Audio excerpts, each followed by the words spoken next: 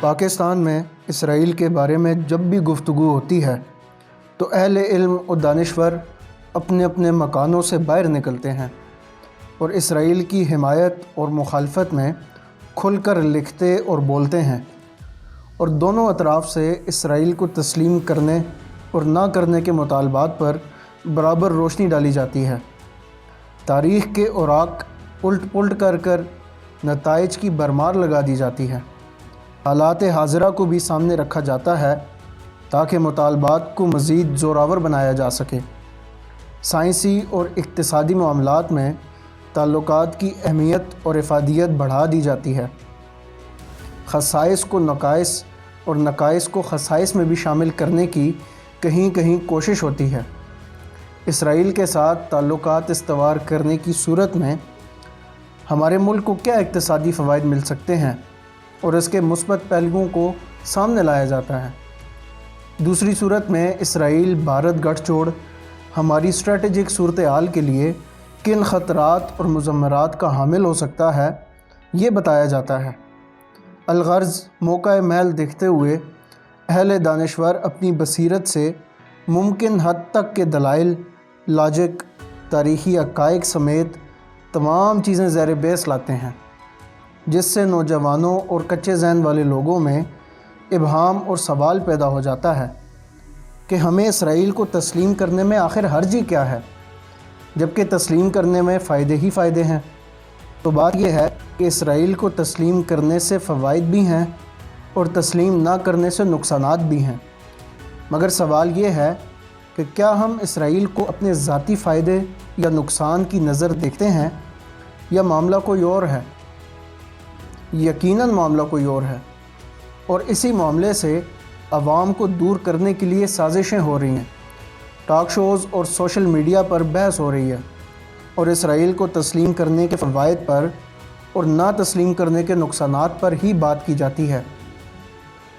اسی طرح کے مباحث کا ایک کالم جناب علی احمد ڈھلوں صاحب کا بھی نظر سے گزرا، جو کہ 25 نومبر 2020 بروز بدھ روزنامہ ایکسپریس میں شائع ہوا، جس میں موصوف نے اسرائیل کو تسلیم کرنے پر زور دیا ہے، جو کہ کوئی خاص حیرت کی بات نہیں، مگر جن بنیادوں پر تسلیم کرنے کا کہا وہ بڑی حیرت کی بات ہے۔ آئے ان کی وجوہات کا جائزہ بھی لیتے ہیں اور تھوڑا سا پوسٹ مارٹم بھی کرتے ہیں۔ علی احمد ڈھلوں صاحب لکھتے ہیں کہ پاکستان نے اسرائیل کو 3 وجوہات کی بنا پر تسلیم نہیں کیا۔ پہلی وجہ، پاکستان کی عرب مسلم ممالک کے ساتھ مذہبی یکجہتی اور دوستی، معاشی و اقتصادی رشتے کی وجہ سے تسلیم نہیں، یعنی کہ عرب ممالک نے تسلیم کر لیا، لہٰذا اب ہمیں بھی تسلیم کر لینا چاہیے۔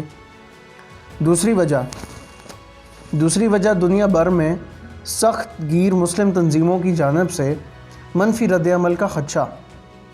تیسری وجہ، ملک کے اندر سیاسی عدم و استحکام اور مذہبی گروپوں کے رد عمل کا خوف۔ جبکہ حقیقت یہ ہے کہ اسرائیل کو نہ تسلیم کرنے کے پیچھے ان وجوہات میں سے کوئی بھی وجہ ہی نہیں، اور شاید موصوف یہ وجوہات اس لیے بیان کر رہے ہیں کہ لوگ اصل وجوہات کو بھول جائیں، اور یہ تینوں وجوہات بیان کرنا حقیقت میں پاکستان کو کمزور ظاہر کرنے کی ایک ناکام کوشش ہے۔ پاکستان کو کمزور ثابت کرنے کی کوشش اس لیے کہہ رہا ہوں کہ موصوف کے کہنے کا لب لباب ہی یہی ہے کہ پاکستان کا اپنا کوئی نظریہ نہیں، اور یہ کہنا کہ پاکستان نے اسرائیل کو عرب ممالک کی وجہ سے تسلیم نہیں کیا تھا، یا یہ کہنا کہ پاکستان کو دنیا بھر میں سخت گیر تنظیموں کی جانب سے منفی رد عمل کا خطرہ ہے، یا یہ کہنا کہ ملک کے اندر سیاسی عدم و استحکام کا خطرہ ہے، یہ بالکل حقیقت سے ہٹ کر باتیں ہیں، کیونکہ پاکستان کا اپنا ایک نظریہ ہے جس کے تحت یہ وجود میں آیا، اور ایک نظریے اور سوچ کے تحت اسرائیل کو بھی تسلیم نہیں کر رہا۔ کسی دوسرے ملک، چاہے عرب ہو یا کوئی اور کا ہو، کوئی اقتدار نہیں۔ کشمیر کا معاملہ دیکھیں تو کسی عرب ممالک مودی کو ایوارڈ دے رہے ہیں اور ہم تنہا کشمیر کا مسئلہ لیے کھڑے ہیں، اور موصوف کی اس بات کو مان لیں کہ عرب نے تسلیم کر لیا تو ہمیں بھی کر لینا چاہیے۔ کل آگے کہہ لیں کہ مودی کو عرب ممالک ایوارڈ دے رہے ہیں، تو کیا آپ بھی دیں گے؟ پھر کیا صورتحال ہوگی؟ دوسری بات کہ پاکستان کو بیرونی سخت گیر منفی رد عمل کا خدشہ ہے، تب تسلیم نہیں کر رہا، تو عرض یہ ہے کہ پاکستان کسی بیرونی منفی رد عمل سے نہیں ڈرتا۔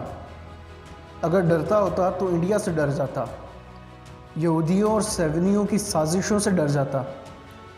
روس اور امریکہ کی پسپائی کی مثال بھی سامنے ہے۔ تیسری بات کہ پاکستان نے اسرائیل کو اس وجہ سے تسلیم نہیں کیا کہ اسے ملک کے اندر سیاسی عدم و استحکام کا خطرہ تھا۔ تو اس ضمن میں عرض ہے کہ پاکستان ایک ریاست ہے جو اپنی رٹ کو بحال کرنے کا پورا حوصلہ رکھتی ہے۔ پاکستان اگر ملک کے اندر کسی گروہ سے ڈرتا ہوتا تو ٹی ٹی پی کے خلاف آپریشن نہ کرتا۔ لہٰذا اسرائیل کو تسلیم کرنے یا نہ کرنے پر فضول قسم کی وجوہات جس کی کوئی حیثیت ہی نہیں پیش نہیں کرنی چاہیے۔